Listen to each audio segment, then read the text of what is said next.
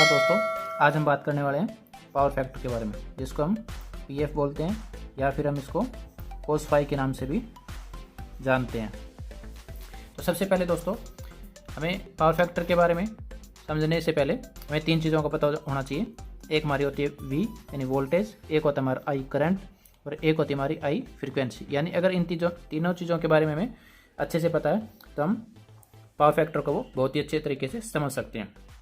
तो सबसे पहले हम वोल्टेज और करंट के बारे में देखते हैं कि जो हमारी वोल्टेज और करंट होती है वो क्या होती है। जैसे यूँ मान लिया हमारे पास यहाँ पर कोई भी उपकरण है, ये ठीक है, इसको हमने सप्लाई से जोड़ दिया। ठीक है दोस्तों, जब इसको सप्लाई से जोड़ा है तो जो हमारी एक तो वोल्टेज होगी और एक ये करंट होगी। तो यहाँ हमारी जो वोल्टेज है, वोल्टेज का काम क्या होगा, जो ये करंट है इसको धक्का देने का काम होगा। जो वोल्टेज का काम क्या होगा, इस करंट को धक्का देने का काम करेगी। यानी इसी एक ही वायर के अंदर से होते हुए आगे प्रवाहित होगी। लेकिन जो वोल्टेज होगी वो एक बल होगा यानी फोर्स होगा, और ये जो हमारा इलेक्ट्रॉन प्रवाह होता है उसी को हम क्या कहते हैं, करंट कहते हैं। तो यानी जो हमारी वोल्टेज होगी वो एक फोर्स होगा और ये करंट है इसको पीछे से फोर्स करेगी तो ये इसका फ्लो होगा। तो ये काम होगा वोल्टेज और करंट का।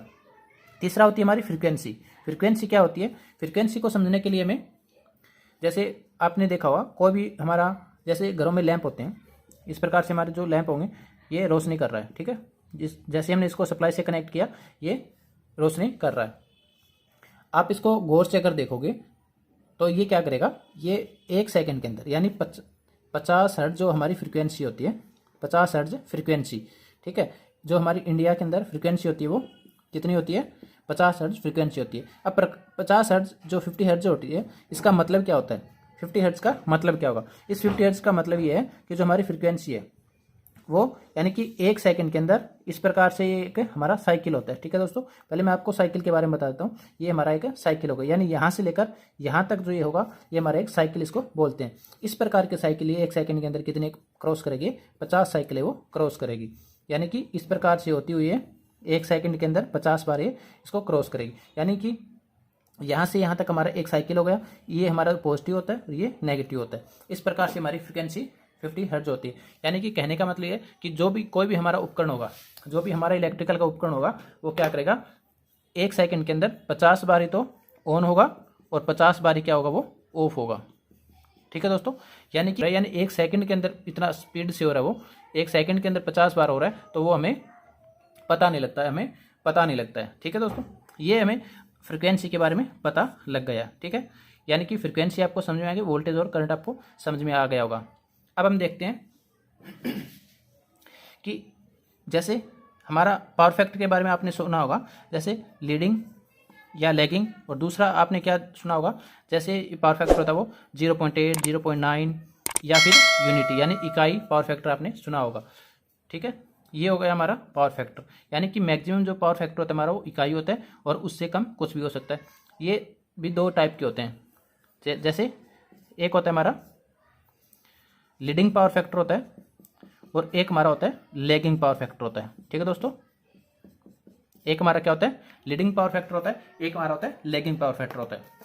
तो अब हम लैगिंग और लीडिंग के बारे में देखने वाले हैं। अब हम लैगिंग और लीडिंग के बारे में देखने वाले हैं कि लैगिंग और लीडिंग किस प्रकार से होगा। वोल्टेज और करंट का इसीलिए मैंने पहले आपको बताया था कि हमें बाद में इस चीज़ का समझ में आएगा।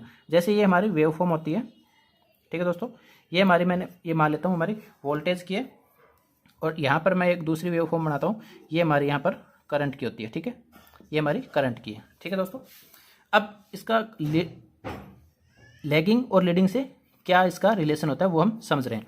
यानी कि ये 2 हमारे पास वोल्टेज और करंट की वेव फॉर्म हो गई। ठीक है, अब मैं तीसरी एक वेव फॉर्म बनाता हूँ, यानी कि इन दोनों की एक मिक्स होती है, जैसे इस प्रकार से बन रही है। ठीक है, अब अगर वोल्टेज की और करंट की इसी टाइप से अगर चले ये, यानी कि इनका मैक्सिमम वोल्टेज का और करंट का एक साथ हो, पॉजिटिव में भी, और मैक्सिमम और नेगेटिव एक साथ हो नेगेटिव में भी, तब तो ये ठीक है। उस टाइम हम इसको क्या कहते हैं, इन फेज कहते हैं।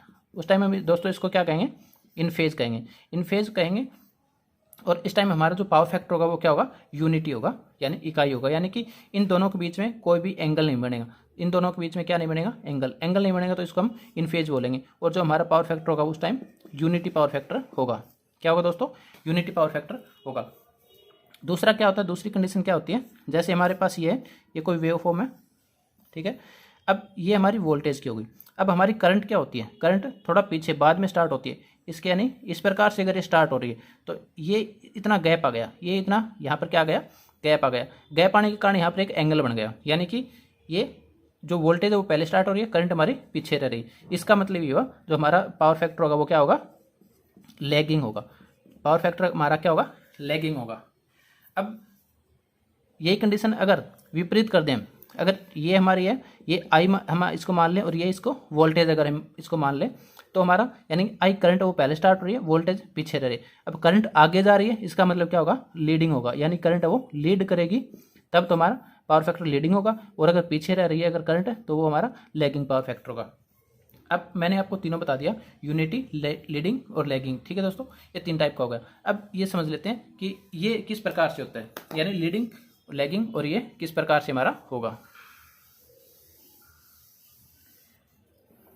अब दोस्तों लीडिंग, लैगिंग और यूनिटी पावर फैक्टर को समझने के लिए हमें क्या करना होगा, इस पावर फैक्टर को समझने के लिए हमें 3 चीज़ों का फिर से पता होना चाहिए कि हमारे पास जो लोड होता है वो नंबर 1 ही होता है, रजिस्टिव लोड होता है। क्या होता है दोस्तों,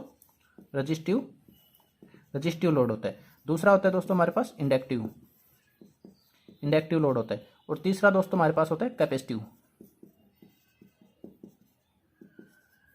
ये दोस्तों हमारे पास 3 प्रकार के लोड होते हैं, ठीक है दोस्तों। तो अब हम ये देखते हैं कि जो हमारा रजिस्टिव लोड कौन सा होता है, रजिस्टिव लोड कौन सा होता है, फिर हम देखेंगे इंडक्टिव लोड, फिर कैपेसिटिव। यानी कि रजिस्टिव लोड के अंदर वो लोड होता है जो हीट उत्पन्न करता है, यानी हीट जो उत्पन्न करेगा वो होगा। यानी हीट उत्पन्न कौन कौन से करते हैं, जैसे हमारा हीटर हो गया, ठीक है, हमारी प्रेस हो गई, हमारा लैंप यानी जिसको हम बल्ब बोलते हैं वो हो गया। यानी कि कोई भी ऐसा उपकरण जो हीट उत्पन्न करने के काम में आ रहा है वो हमारा क्या होगा, रजिस्टिव होगा। चाहे हमारा ओवन ले लीजिए आप, इस प्रकार के यानी जो हीट उत्पन्न कर रहे हैं वो हमारे क्या होंगे, रजिस्टिव लोड होगा। दूसरा हमारे पास दोस्तों इंडक्टिव लोड कौन से होते हैं, जिसके अंदर कॉइल लगी हुई हो। इस प्रकार से कोई भी कॉइल लगी हो, चाहे वो हमारा जो ट्यूबलाइट होती है उसका चौक ले लो, या फिर हमारे घरों में जो मोटर होती है, कोई भी मोटर या इंडस्ट्रियल मोटर होती है, उनमें कॉइल लगी होगी। सभी मोटरों में क्या होगी, कॉइल लगी होगी। हमारा जो पंखा होता है, सीलिंग फैन होता है, उसमें भी क्या लगी होती है, कॉइल लगी होती है। इसका मतलब वो इंडक्टिव लोड। एक कैपेसिटिव वो होता है, लोड नहीं होता ये एक्चुअल में क्या होता है, लोड नहीं होता है। ये क्या है, हम पावर फैक्टर को इम्प्रूव करने के लिए हम इसका यूज करते हैं। यानी जब हमारा पावर फैक्टर पीछे होगा, यानी अब जो हमारा रजिस्टिव होगा इस टाइम हमारा पावर फैक्टर क्या होगा, यूनिटी होगा। और जो इंडक्टिव होगा उस टाइम 1 से कम होगा, यानी हो सकता है 0.8 हो, 0.9, वो हमारा लोड कितना है उसके अकॉर्डिंग हम देखेंगे। यानी होगा क्या, इस टाइम हम ये बोल सकते हैं कि हमारा पावर फैक्टर होगा वो क्या होगा, लैगिंग रहेगा। हमारा पावर फैक्टर क्या होगा, लैगिंग होगा, ठीक है। और जो कैपेसिटिव होगा इस टाइम हम लीडिंग पावर फैक्टर होगा, यानी इस टाइम हमारा लीडिंग पावर फैक्टर होगा। पावर फैक्टर जो कैपेसिटिव होता है एक्चुअली में वो लोड नहीं होता, वो हमारा पावर फैक्टर इंप्रूव करने के लिए हम कैपेसिटर बैंक लगाते हैं, ठीक है दोस्तों। कैपेसिटर बैंक लगाएंगे तो क्या होगा, हमारा पावर फैक्टर वो इंप्रूव हो जाएगा, ठीक है दोस्तों। इस प्रकार से हमारा ये पावर फैक्टर आपको समझ में आ गया होगा, बहुत आ गया। अगर हम पावर फैक्टर की जो हमारा पीएफ होता है इसके फॉर्मूले की बात करें तो हमारा फॉर्मूला क्या होगा, एक होती है हमारी ट्रू पावर,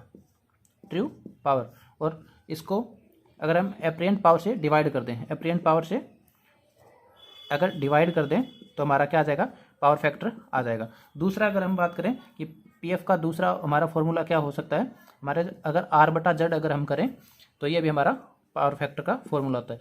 तो दोस्तों इस प्रकार से आपको बिल्कुल समझ में आ गया होगा। एक बात मैं और बता देना चाहता हूँ, जो हमारा पावर फैक्टर होता है, अगर आप सिर्फ एक लाइन में आप समझना चाहते हैं, जैसे भी मान लिया कि 0.8 या 0.9 या 0.7 जो हमारा पावर फैक्टर होता है, इसका एक्चुअली मतलब क्या होता है, एक्चुअल में इसका मतलब क्या होता है, तो आप सीधी भाषा में ये भी समझ सकते हो कि जो हमारा 0.8 का मतलब है, ठीक है, तो इसका मतलब ये हुआ कि जो हमारी वास्तव में जो ऊर्जा खपत है हमारे काम में आ रही है वो क्या है, 80% ही है। इसका मतलब क्या है, 90% है। अगर हमारा इकाई पावर फैक्टर होता है तो 100% होती है। अगर ये 0.7 है इसका मतलब हमारी 70% है वो ऊर्जा ही हमारी ओरिजिनल काम में आ रही है। तो दोस्तों आपको ये वीडियो कैसा लगा, अगर वीडियो अच्छा लगा तो लाइक करें, साथ ही साथ अगर आपने हमारे चैनल को अभी तक सब्सक्राइब नहीं किया था, सब्सक्राइब अवश्य कर लें। धन्यवाद दोस्तों।